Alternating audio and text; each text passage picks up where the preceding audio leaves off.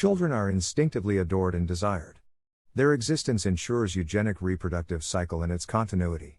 In certain cultures, children are enormously important, for they represent status, continuity of hierarchy, and fertility of the couple.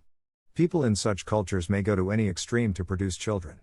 This kind of compulsive obsession is in contravention of normal behavior as well as religious ethicality. Having offsprings is a basal function of all living beings, but for human being, due to his status as crown of the creation and subjective to retributive judgment, it becomes extremely consequential. It is like carrying a bare double-edged sword, for they could turn out to be useful or hurtful.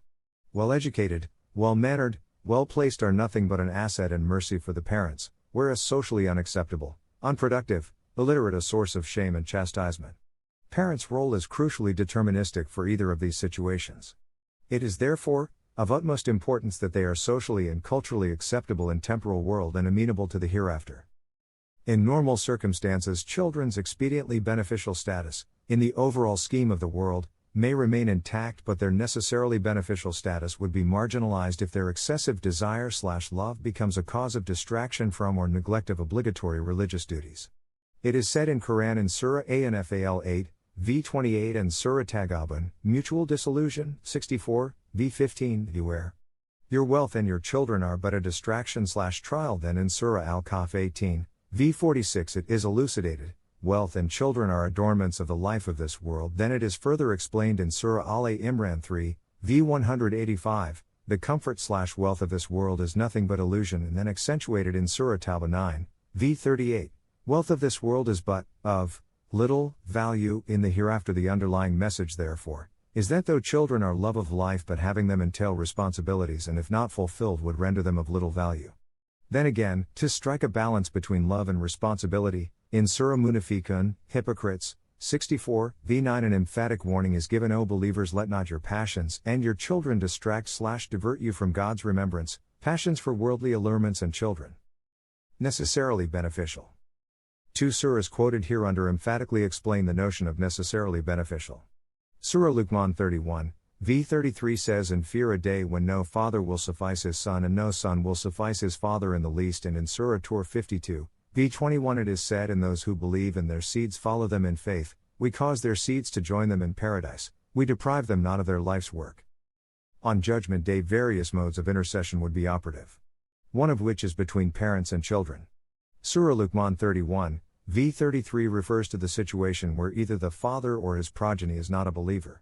This mode of intercession, in such a case, would become inoperable and the acquisition of necessarily beneficial lost. The requirement for this privilege is the continuity of faith and bloodline.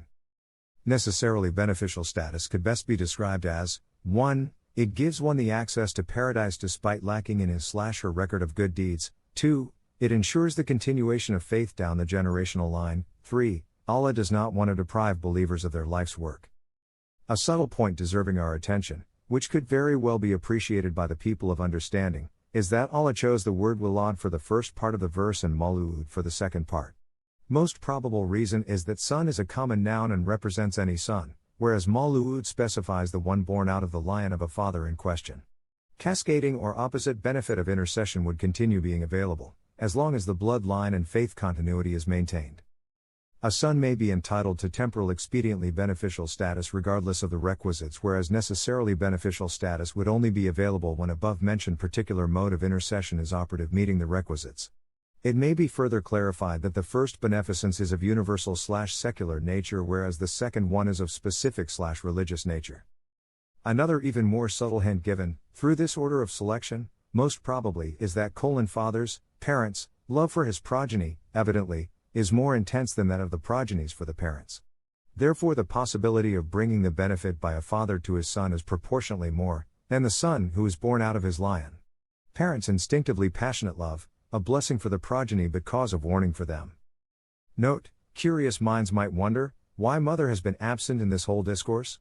There are several probabilities. One, mother, essentially being part and parcel of the family unit, is inevitably represented when Quran talks about father as a family head. 2. Traditional family lineage is represented by the father figurehead. 3. Intensity of mother's love sure surpasses that of father and progeny, but hierarchical position preceded by the father is preserved without supersession for family head and bloodline reasons. 4. Similarly, elation of mother's status of having paradise under her feet is not allowed to be infringed by father's family head position. God knows best. If there is any inadvertent shortcoming or misrepresentation, it is squarely mine, the author of this piece, earnestly seeking Allah's guidance and forgiveness.